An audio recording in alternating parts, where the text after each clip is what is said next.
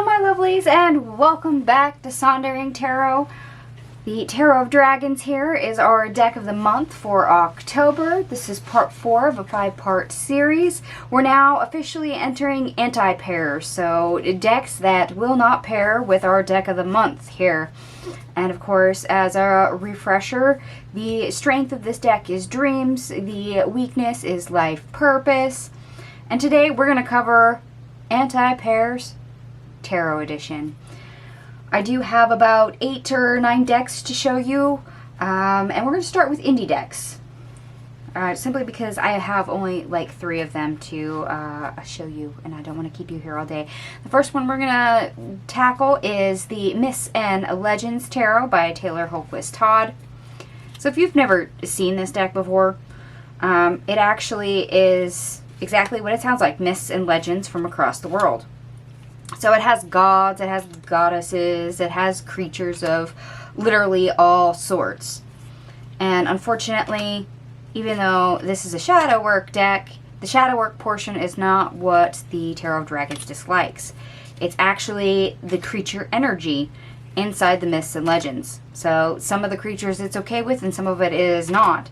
And because of that, it rejects the deck. Sad, but true.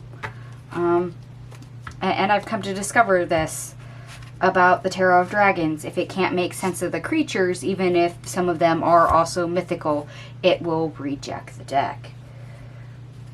So we're going to go right into our next deck. And this is the Golden Journey Luxury Edition Tarot by Destiny. Yes, this is an AI deck. Now, I actually enjoy the Golden Journey Tarot because it is its own little world. But that's the problem with this pairing. It's, for some reason, our fantastic dragons cannot make sense of this very fantasy off-planet world. It doesn't seem to figure out where it fits. So because this is its perfect own little world, sometimes it does have issues with bonding with other decks, simply because it feels like it's a world away, and it literally is. So dragons apparently don't have too much of a spot in this particular world, according to the Tarot of Dragons, which is kind of sad, because I would love to have dragons in this world.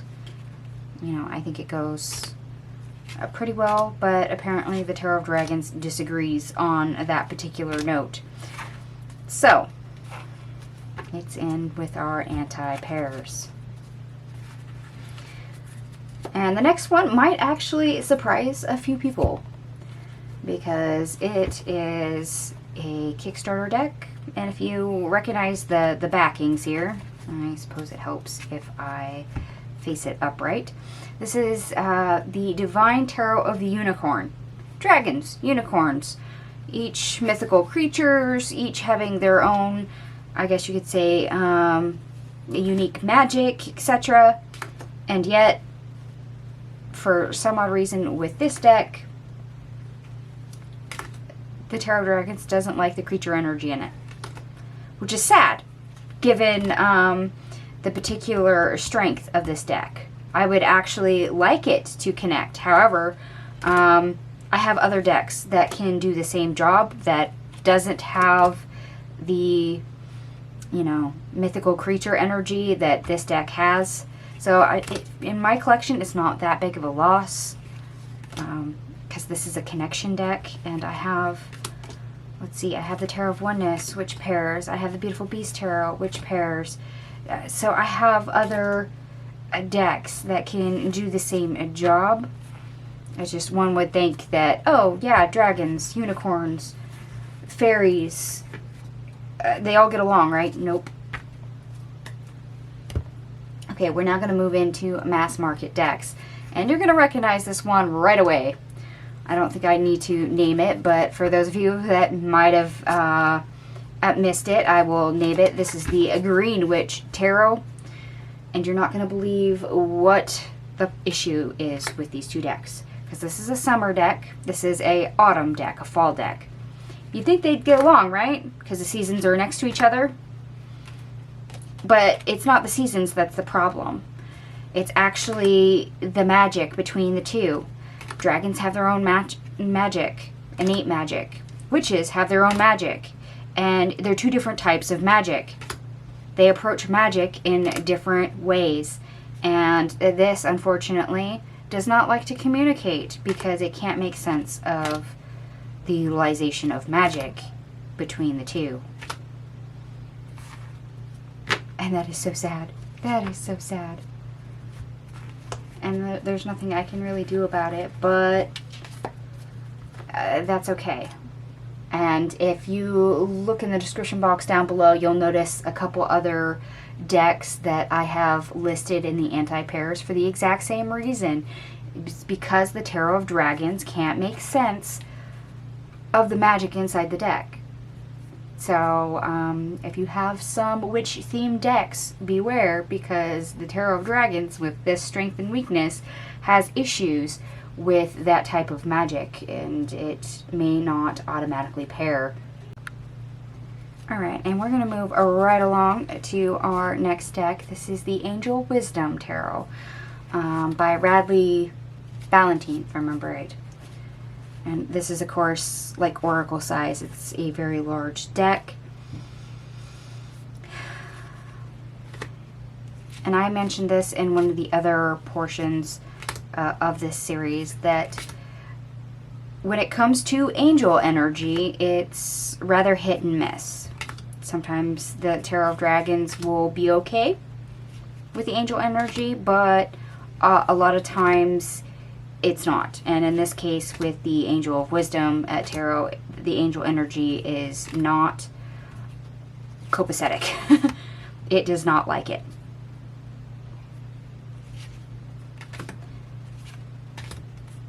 And that's kind of sad, but I have found a couple decks that do work. So if you watch the whole entire series, you will end up finding a couple usable ones regardless. Alright, next deck. Alright, for those of you that are regulars on my channel, you know this is my chaos deck, quote-unquote chaos deck. This is the Tarot Illuminati. And it's a very bright deck. It's a very busy deck. This usually brings order and chaos to really crazy placements, etc. for me. And it's kind of excellent that way for communication when things get complicated. But these two have conflicting strengths and weaknesses. So as much as I would love this to clarify this and bring an extra layer to simplify some confusion because of conflicting strengths and weaknesses between the two decks, these do not pair. And I think that's funny because these are both the Knight of Pentacles.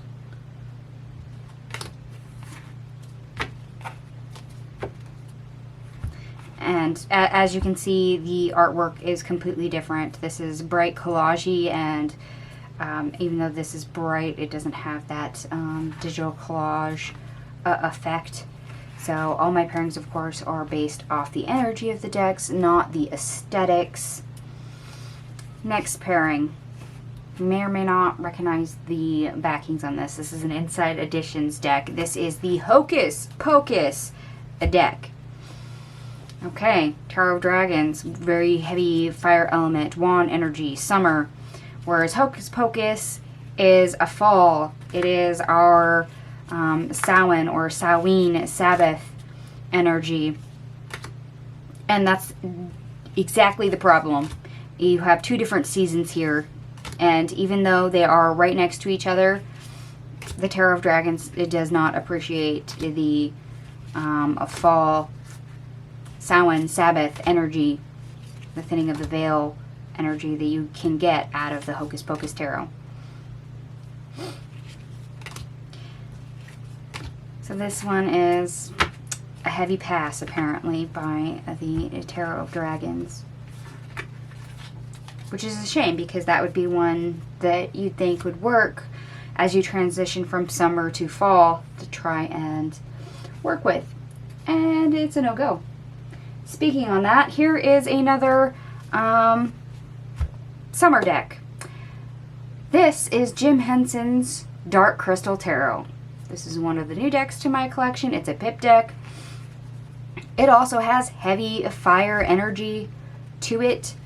But of course, the issue is difference in strength and weakness. Particularly the weakness of this deck is the strength of this deck.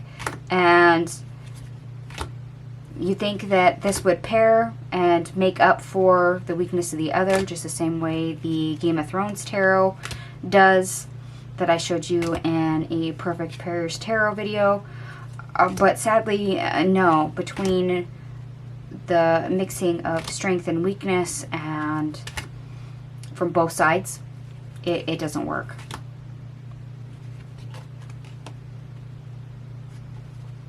For the Game of Thrones, the strength of the Game of Thrones makes up for the weakness of the Tarot of Dragons, but it doesn't work vice versa in this particular pairing.